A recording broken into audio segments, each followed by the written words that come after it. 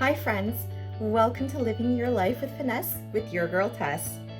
I wanted to start this podcast because I feel like I've run into so many situations in my adult life that I was simply not prepared for. Yeah, in school they teach you the basics like math and science, but there are so many things that are left out, like how to make friends, how to manage issues that arise in adulthood, like managing your finances, finding a job, managing adult relationships, etc. I'm hoping that with each topic of the podcast, you'll gain a better understanding of how to deal with these situations as they arise, or how to potentially bypass a bad situation altogether. Because let's face it, life is hard enough, so why can't we get a little help to finesse and level up our lives? With that, let's dive right into our first topic. Thank you so much again for your input and your votes. The votes were tallied, and the most popular topic and our first topic will be how to be alone but not lonely. So let's start off with defining what loneliness actually is. The American Psychological Association, also known as the APA, defines loneliness as the affective and cognitive discomfort or uneasiness from being or perceiving oneself to be alone or otherwise solitary. In other words, to feel lonely is to experience a sense of feeling disconnected and feeling left out and isolated with no one to turn to for emotional and social support. Lonely people often believe nobody understands or shares their concerns and that nobody really knows them or even cares to get to know them. The most important thing that we as humans need is to feel understood and seen. So as you can probably guess, when we don't feel understood or seen, this is when the feelings of loneliness can start to take over. It's important to distinguish, though, that being alone and feeling lonely are not the same thing. You can be alone but not feel lonely, and you can be in a large group of people and feel the loneliest you've ever been. Many of us fear being alone because we believe it translates into us being lonely. This misconception, I believe, stems from our programming from a young age when we were unintentionally taught to fear being alone. Think back to when you were a young kid and you were playing on the playground and you saw another kid by themselves, playing by themselves. What did you think of them? That they were odd, not cool, maybe even a loser? The stigma of being alone is something that has been drilled into us as a negative situation you want to avoid being in. And social media has definitely exacerbated this issue because now our social lives and our friends are visible. How many friends you have on social media, how many followers you have, often makes people feel validated as a person where that should not be the case. I know when I was younger, having a large number of people in attendance for the parties I threw was really important for me. I would even invite people I was only acquaintances with so as to boost what I considered to be the legitimacy of the party. If I had anything less than 20 people crammed into my tiny apartment, I felt uncool or at the very least unpopular. I remember always feeling panicked to keep a robust roster of friends who I knew would be ready and willing to hang out at any time. Looking back, this is because I was afraid of being alone and being labeled as a loner, or worse, a person with no friends. I'd like to say that now I've recognized that it's the quality over the quantity of friends, but I only learned that when I became comfortable with the concept of being alone. And let me tell you, that was not an easy thing to become comfortable with. Which leads me to another point. Being alone means that you have to be comfortable with yourself. Most of us have never really sat down with ourselves and had an inner conversation of introspection. It's something that we shirk off due to the many other responsibilities constantly clamoring for our attention on a daily basis. And yet, it's vital to being comfortable with not only who you are, but being alone with yourself. We often have our own baggage and issues that have not been addressed and have in fact been repressed so that we can get through our days. And it's only when we have a moment to sit and have these honest conversations with ourselves do we begin on a journey of being able to be alone, but not lonely. I truly believe that in order to be comfortable with being alone, there must first be an acceptance that being alone will be uncomfortable at first. And in order to come to peace with it, you must sit with that discomfort in order to overcome it. All of this takes time, which I realize can be a difficult thing to find in our busy lives. But believe me when I say that even a short 10-minute daily meditation or quiet time to yourself can make a significant impact over time. And on that note, let's talk about time and how it contributes to loneliness. In this busy day and age, where we're just bustling around to reach our next destination, trying to accomplish our next goal, or even just trying to get to the next video on TikTok, we lose sight of time to ourselves and dedicating time to things that really matter to us. The lack of time that we allow ourselves to dedicate to our hobbies, social lives, and even to ourselves backfires and sparks loneliness in the long run because we have essentially deprived ourselves of enriching those emotional and social connections and support that we need. Consider how much time you spend on social media, browsing Instagram, TikTok videos, YouTube shorts. Could that time be put to better use, like chatting on the phone or video chatting with a friend or loved one? Could you instead be at a cooking class with your friends learning a new recipe? I'm not saying that social media is necessarily something to avoid at all costs. However, I'm sure that many of us use it as a coping mechanism to de-stress after a long day. And it's completely understandable that after a long day of tedious and sometimes monotonous activities like work, that it's great to put something on that's mindless, like a show on a streaming service, or just to pull out your phone and start watching random videos. But think about how that prolonged behavior will affect you over time, as these are solo and isolating activities. A study performed by the University of Pennsylvania and published by the Journal of Social and Clinical Psychology asked 140 undergraduates to either continue their regular use of Facebook, Snapchat, and Instagram, or to limit each one to 10 minutes per day. So essentially 30 minutes total, because each one gets 10 minutes, and that would be for 3 weeks. The data from their phones was also collected in order to ensure reliable and accurate measurements of just how long they were actually on their social media platforms, because human memories can be kind of flawed. Before and after the experiment, the participants were also asked to fill out a survey relating to their mental health. The study found that the participants who limited their social media use to 30 minutes per day reported feeling better after the 3 weeks, and it even reduced levels of depression and loneliness. So give it a try. Put your phone down. Don't put on Netflix, and try to enjoy an activity that will help make you feel more connected. Now, you can experience loneliness at any point in your life, but it's most often brought on by a major life change.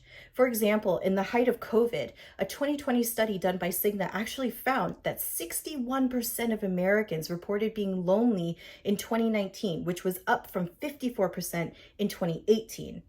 We went from being able to have drinks with friends on the spur of the moment to planning and scheduling a virtual group video chat for as long as we could with the free versions of Skype, Google Meet, and Zoom. Not being able to see friends and families with the ease we were so long accustomed to contributed to the rise of loneliness. This was especially felt by people like the elderly, who were already prone to loneliness. A study conducted by Dr. Nina Vassen, a psychiatrist and professor at Stanford University School of Medicine and chief medical officer at Real, an online mental wellness membership website, found that certain groups had an increased risk of feeling loneliness over others. These groups include young adults, mothers with young children, elderly, immigrants, and individuals from the LGBTQ+ community. All of these groups, as you can imagine, are of different ages, races, ethnicities, sexual orientations, and backgrounds, and yet all suffer from loneliness with differing frequencies and reasons.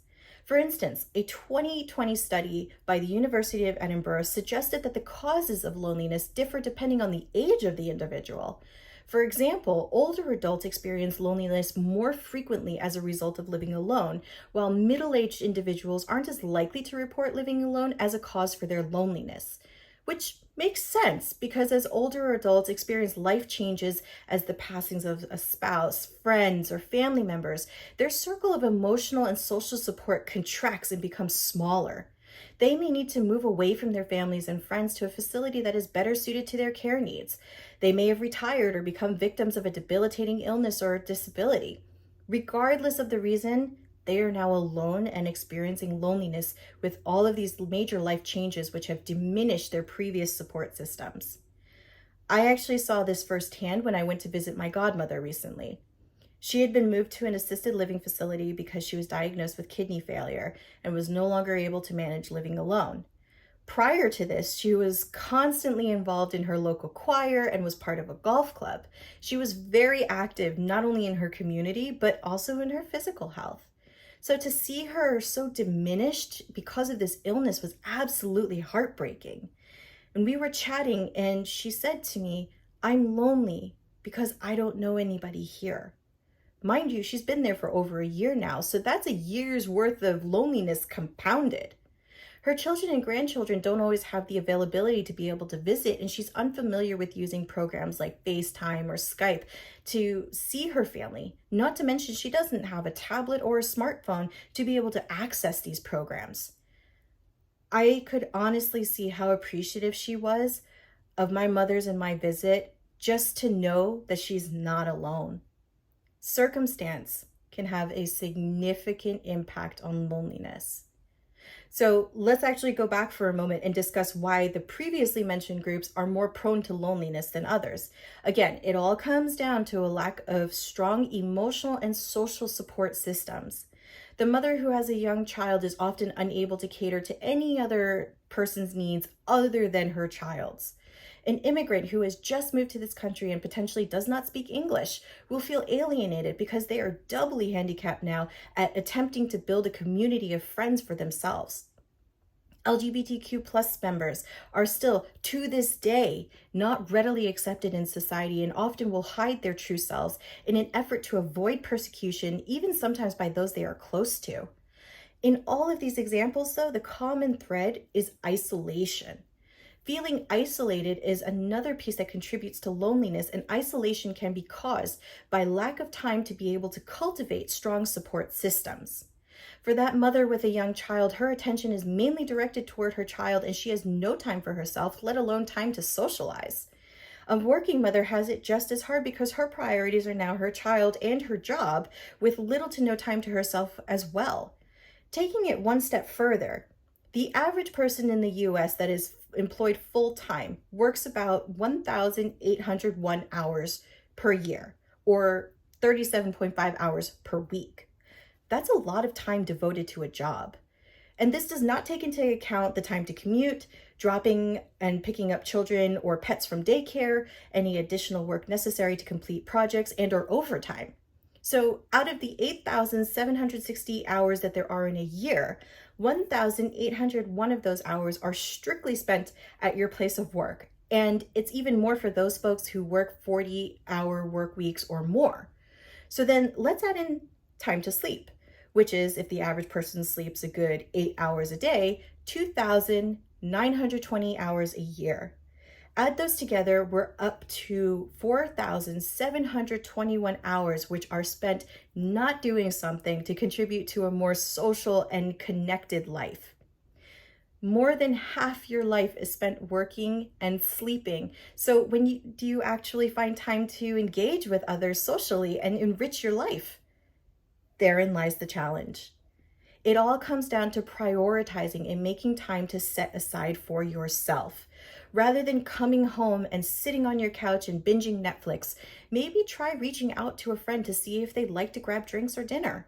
Again, it can be difficult to negotiate time for ourselves, but when we really try, we can find opportunities of time that can be reallocated to our well-being.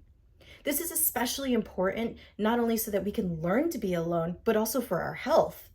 The prolonged effects of loneliness can have serious health implications, including decreased mental and physical health and even premature death. According to the CDC, the long-term effects of loneliness can lead to cognitive decline, depression, heart disease, high blood pressure, also referred to as hypertension, obesity, weakened immune system, and Alzheimer's disease. So taking care of your mental health and solving your loneliness can actually help to make the quality of your life infinitely better. Alrighty, let's tackle another type of loneliness that I'm sure many of our listeners are familiar with, the loneliness you feel when you're single. It can be difficult to be that single friend among coupled friends. This becomes especially obvious when you're in your mid to late 20s and all your friends are getting married and starting families. It can be very easy to fall into the trap of, there must be something wrong with me. I'm undateable. Or my favorite, I'll just take whatever comes at this point. It can be hard to see everyone get paired up and feel like that kid on the playground who's left behind after picking teams. You have your standards and your boundaries, and often we blame those for causing us to be single. But remember that it's because of your standards and your boundaries that you're not ending up with the wrong person. Yes, loneliness can start to creep in and make you question all of that, but if you're comfortable with who you are, the feelings of loneliness will be fewer and farther in between because you will be in that ongoing relationship with yourself. But in order to do this, you have to first be comfortable with being by yourself and indulging in that conversation with yourself and really doing the introspection required. Ask yourself why you feel the need to constantly be around people. Is it because you don't have any hobbies or things you like to do on your own? Do you feel more comfortable in the presence of other people because it makes you feel seen and heard? If that's the case, then it's time to feel seen and heard by yourself. Other people's judgment and opinions should not be the reasons for your validation. We often try to hide behind different types of armor in an attempt to protect ourselves from other people's judgments. Armors come in many different forms, like pretending to be engrossed in a book or a phone when you go out to eat, or putting on headphones so people won't talk to you when you're on a walk. The minute that you can strip away this armor and not fear or care about being judged, that will be the moment that you know that you can be alone, but not feel loneliness. When you can sit in a restaurant and order a meal and not care if people are staring or potentially judging you, you'll know you've done it. When you can go on a vacation alone and not care that there are couples all around you, but be bold and engaged in the activities and events and indulging in your own enjoyment, you'll know you've made it. I remember the first time that I went to a restaurant all alone. I had tried every friend I had to go out to this particular restaurant because I had a craving. No one was available, so I had to make the difficult decision of either paying an arm and a leg for delivery, not having the food, or going to the restaurant alone. I decided to go alone, but I would bring my armor. I had my phone out and I was constantly looking around at the other diners who were curiously looking at the girl who was sitting all alone. And I remember wishing the wait staff in the kitchen would move faster and deliver my food so I could get out of this uncomfortable situation. I was so wound up in trying to avoid the perceived judgment that once the food actually did come, I did not enjoy it as much as I would have if someone had been with me to cover the uncomfortableness of being alone at that table. I had to have a serious discussion with myself. Why did I feel so uncomfortable? Why did I care what others thought of me? I didn't know them, so why should their opinions count on my decisions of how to enjoy myself? My answers to these questions were ultimately, I don't want people to think I'm a loser with no friends who has to eat alone. It actually made me feel like I was back in school and fearing being that kid being all alone at a lunch table. I found myself coming back to the same question though, which was, why should I care what they think? I don't know them, so why should their opinions influence my decisions? My answer to that was I should not care. And this was absolutely groundbreaking for me. Once again, we're taught from a young age to give credence and weight to how others perceive us. And while it's great to get opinions from those who know us at the best, at the end of the day, no one else's opinion should influence your decisions but your own. So now that we've identified what loneliness is and how it comes around, we have to deal with it. And how do we deal with it when it rears its head? The most important thing is to acknowledge it and not try to repress it. If you can acknowledge it, you can find ways to stave it off or diminish it. Try to find things that make you feel happy or fulfilled and connected. Maybe it's spending time with friends and family, or maybe it's a hobby that you love that you haven't had time to get back into. For some people, it's physical activity like going to the gym and playing sports. Identifying what makes you happy and feel connected is the first step. The second is acting on it. Reconnect with the important people in your life and make plans to see your family and friends. Sign up and join a recreational league if you're into sports, or join other groups or communities that share passions of yours, like a book club, an art club, or a fitness group. Start exercising again if you haven't been, and maintain a healthy diet to help stave off loneliness and the negative effects of loneliness. Maybe even have your friends join your routine and keep each other motivated and engaged. Volunteer at an organization you support. For instance, I have a friend who loves animals and routinely volunteers at an animal shelter. Volunteering will not only give you a sense of accomplishment and pride, but it's also an opportunity for you to meet others who support the same organization.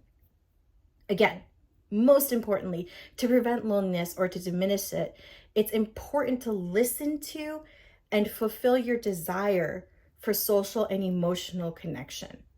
This can help to diminish the feelings of loneliness and isolation, and can help to improve the overall quality of your life. And none of this is to say that even when you are comfortable being alone or have taken advantages of these solutions, that you won't have bouts of loneliness. But being able to identify why these are cropping up when they do is so important in being able to mitigate it. I'd like to end this episode with a final thought. It's so interesting that in a world where we are so connected, we can feel so alone and disconnected. There's a song called Modern Loneliness by Love, where the lyrics say, "Modern loneliness, we're never alone, but always depressed. Love my friends to death, but I never call and I never text. Modern loneliness, you get what you give and you give what you get." So maybe it's time for us to give more to ourselves by doing the introspective work we need, finding and joining our communities, and reaching out and reconnecting to friends and family. Who knows? Maybe your call will be just what they needed to make them feel less lonely. So thanks again for joining in on today's episode. If you enjoyed it, please like and subscribe so you'll never miss one. Stay tuned for our next episode, which will be about why it's more difficult to make friends as an adult. Thanks again for joining, and I hope to see you at our next episode. Thanks, friends.